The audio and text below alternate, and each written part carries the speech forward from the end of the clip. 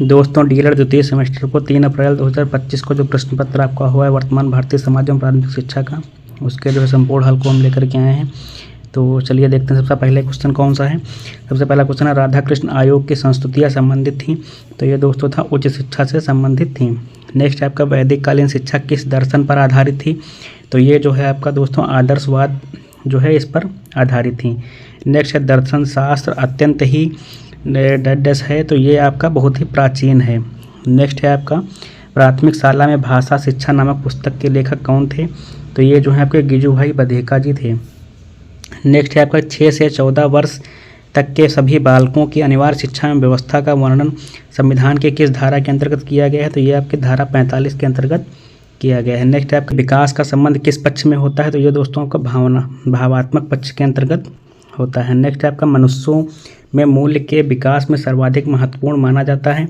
तो ये आपका परिवार को सबसे ज़्यादा महत्वपूर्ण माना जाता है। नेक्स्ट आप शिक्षा का प्रमुख उद्देश्य क्या है। शिक्षा का प्रमुख उद्देश्य जो होता है दोस्तों सर्वांगीण विकास करना होता है। नेक्स्ट आपका मदरसों में शिक्षा की व्यवस्था, मदरसों में शिक्षा का माध्यम क्या था। तो ये आपका जो है उपरोक्त सभी इसमें था। नेक्स्ट आपका निस्यंदन सिद्धांत किसने दिया था। तो ये आपके लॉर्ड मैकाले ने दिया था। नेक्स्ट आपका प्रकृतिवाद का श्रेष्ठ योगदान किस क्षेत्र में है। तो ये आपका जो है शिक्षण विधि के क्षेत्र में होता है। नेक्स्ट आपका शिक्षा में प्रयोजनवादी शिक्षा है। तो ये जो है आपकी अनुभव केंद्रित होती है। नेक्स्ट शिक्षा से मेरा अभिप्राय है बालक और मनुष्य मस्तिष्क और आत्मा में पाए जाने वाले सर्वोत्तम गुणों का चतुर्मुखी विकास। यह कथन किसका था। यह कथन दोस्तों जो है महात्मा गांधी जी का था। नेक्स्ट आपका जनसंख्या शिक्षा पर प्रथम राष्ट्रीय सेमिनार कहाँ पर आयोजित किया गया था। तो ये जो है आपका मुंबई में आयोजित किया गया था। नेक्स्ट आपका डेमोक्रेसी एंड एजुकेशन पुस्तक के लेखक हैं। तो ये जो है आपके जॉन डीवी जी इसके लेखक थे। तो चलिए दोस्तों अतले उत्तरी प्रश्नों को देख लेते हैं। सबसे पहला शिक्षा क्या है। तो शिक्षा जो होती है वो आपकी नैतिकता है, आचार है, सदाचार है, ज्ञान है इत्यादि चीज़ों को सिखाए और सर्वांगीण विकास करे, इसी को शिक्षा कहा जाता है। नेक्स्ट है आपका अध्यापक का स्थान पर्दे के पीछे या कथन किसका है। तो ये दोस्तों जो है प्रकृतिवाद के अंतर्गत अगर आप देखेंगे तो ये जो कथन था ये कथन आपका रूसो जी का था, ठीक है।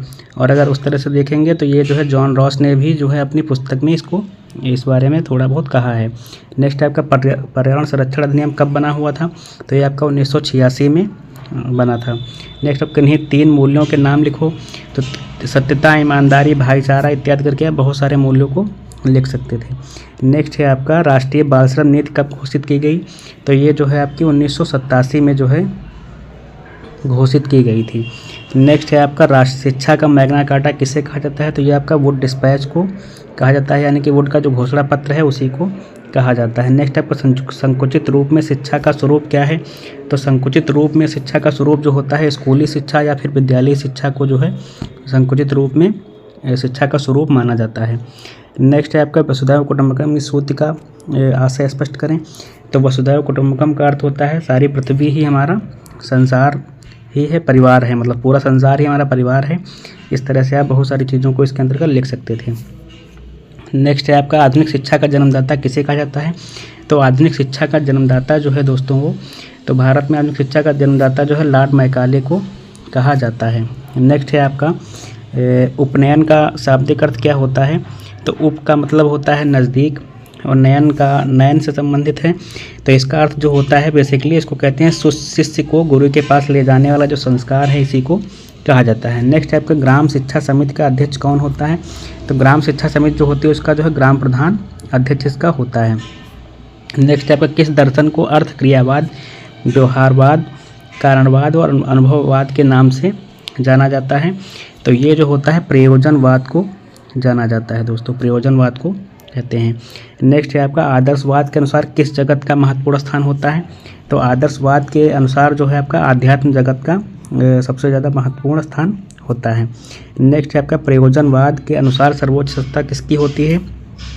तो प्रयोजनवाद के अनुसार जो है सर्वोच्च सत्ता मनुष्य का अनुभव एवं क्रिया, यानी कि जो मनुष्य है उसके जो क्रियाकलाप हैं और उसकी जो एक्सपीरियंस है इनको जो है सर्वोच्च माना गया है। नेक्स्ट है आप आदर्शवादी शिक्षा की कितनी विधियां हैं। तो इसकी कई सारी विधियां हैं, जैसे कि संवाद विधि है, प्रवचन विधि है, व्याख्यान विधि है। इस तरह से आप लिख सकते रहे। दोस्तों चैनल को सब्सक्राइब कर लीजिएगा और वीडियो को लाइक कर दीजिएगा। इसी तरह से जो हम प्रीवियस ईयर के जो क्वेश्चंस हैं उनको भी कराते रहते हैं, और सेमेस्टर के पूरे सब्जेक्ट की प्लेलिस्ट भी बनी हुई है, आप उसको भी देख सकते हैं। अन्य